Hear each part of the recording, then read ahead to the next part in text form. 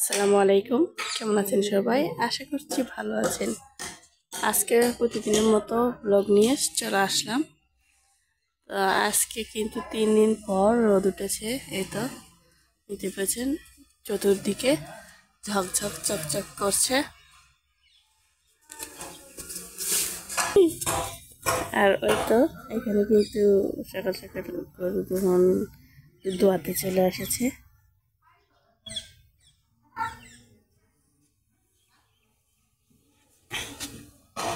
আমাদের গাভীর বেশি দুধ হয় না, 1-1.5 কেজির মতো হয়। তো ট্যাঙ্কিতে দেখতে পাচ্ছেন, ওই ট্যাঙ্কিতে কিন্তু দুধ নেবে। আমি একটু জুম করে দেখিয়ে দিচ্ছি আপনাদেরকে। শীত থাকলে কিন্তু সবাই সেভাবে কাজ করতে পারে না, গ্রামে তবুও মানুষের কাজ করতে হয়। আর এতে একটু রোদ বের হয়েছে, দেখুন প্রচুর পরিমাণে লোকেরা কিন্তু কাজ করা শুরু করে দিয়েছে।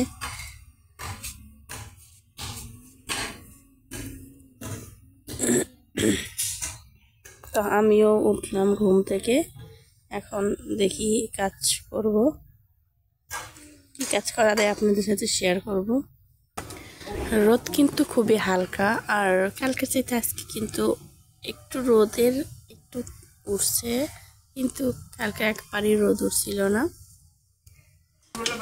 তো আমাদের গাভীর কিন্তু দুধ দহন করা হয়েছে, এখানে দেখতে পাচ্ছেন। এখানে দুধ মেপে নিয়ে চলে যাচ্ছে। এই তো নিয়ে চলে যাচ্ছে। আচ্ছা মা দেখি, 1.5 কেজির মতো হয়েছে। এই করে বাচ্চা, যাও দেখে যাও।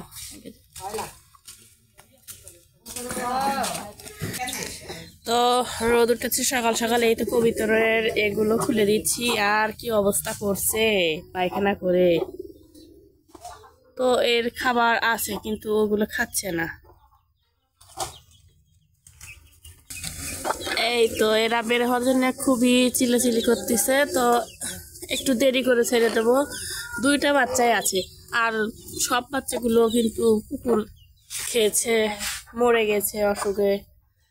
তো কি আর করার, দেখা যাক 2টা থাকে কিনা। এটা কি করতেছ সকাল সকাল? এই চামড়ি বাঁচতেছে আমার আম্মা। আজকে চামড়ি রান্না করবি, ভাজি করবি। 2টা পা পাখা। এই তো পাশে আমাদের ওই তো মুরগি চলে আসছে খাওয়ার জন্য। এগুলো চামড়ি কিন্তু এই তো দিয়ে ফুটতে হয়, কল দিয়ে পুড়লে তাহলে চামড়িগুলো ভালো পোড়া হয়, খড়িতে কিন্তু পোড়া হয় না। ওরে আজকে এই তো এই মাংসটাও রান্না করব। আমি এখানে তো মুরগির চামড়ি রান্না করব, আর হলো এখানে খাসির মাংস আলু দিয়ে রান্না করব। তো সব কিছু রেডি করে নিয়েছি, আর এখানে জ্বালানি দিয়ে নিচ্ছি। এখন আমি মুরগির চামড়িটা রান্না করব।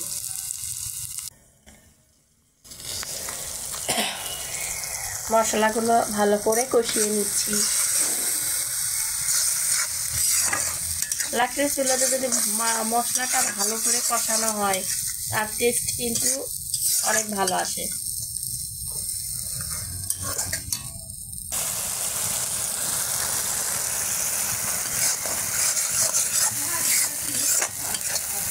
এতে মশলা কষানোর পর কিন্তু উপর দিয়ে যে তেল উঠে যাচ্ছে, এখন আমি এর ভিতর চুমড়িগুলো দিয়ে দিব।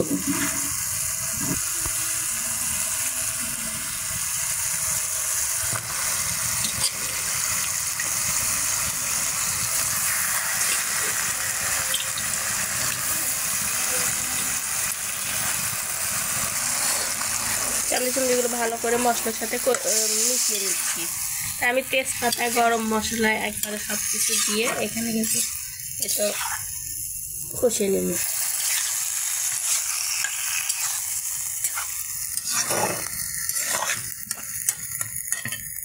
তারপরে ঢাকনা দিয়ে ঢেকে দিই কিছুক্ষণের জন্য। তো তো দুই চুলা, এই জন্য আমি এই পাশে মাংসটা বসিয়ে দেবো, আর এই পাশে তো আমি তো মুরগির চামচুরিটা রান্না করতেছি।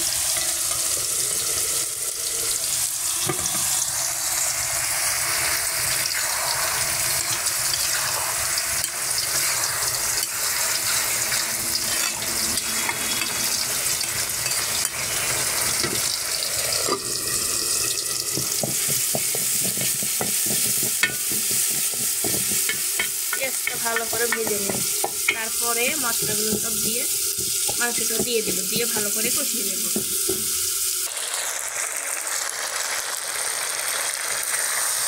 এই তো ভালো করে কিন্তু কষানো হয়ে গিয়েছে। এখন আমি একটু ঝোল দেবো, ঝোল দিয়ে এগুলো সেদ্ধ হলে তারপরে নামিয়ে নেব।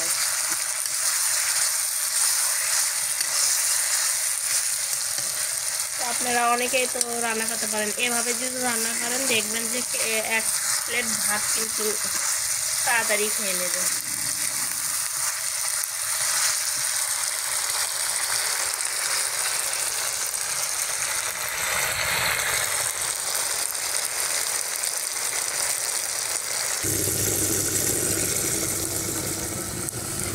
এর পাশে আমি একটু ঝোল দিয়েছি, এটা সেদ্ধ হতে থাক একটু, আর এর পাশে আমি এটা কষিয়ে নিই।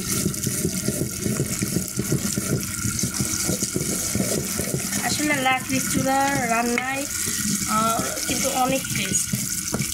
তো আমি ঢাকায় ছিলাম, তখন রান্না করেছি, ভালো লাগছে গ্যাসের চুলা, কিন্তু লাকড়ির চুলার মতো অতটা মজা না। এটা কষানো হয়ে গিয়েছে, এখন আমি মাংসটা দিয়ে নিব। খাসির মাংসটুকু আমি এখন দিয়ে নিই।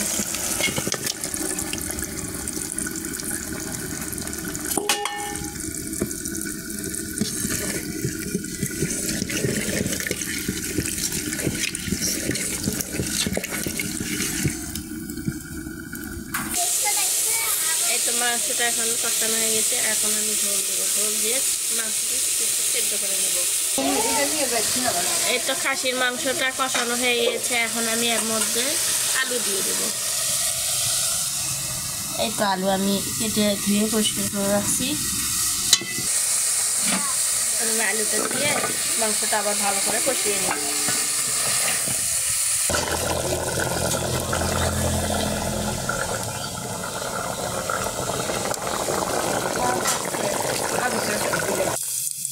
এখন আমি এই তো চালানি দিয়ে নেব মাংসটা।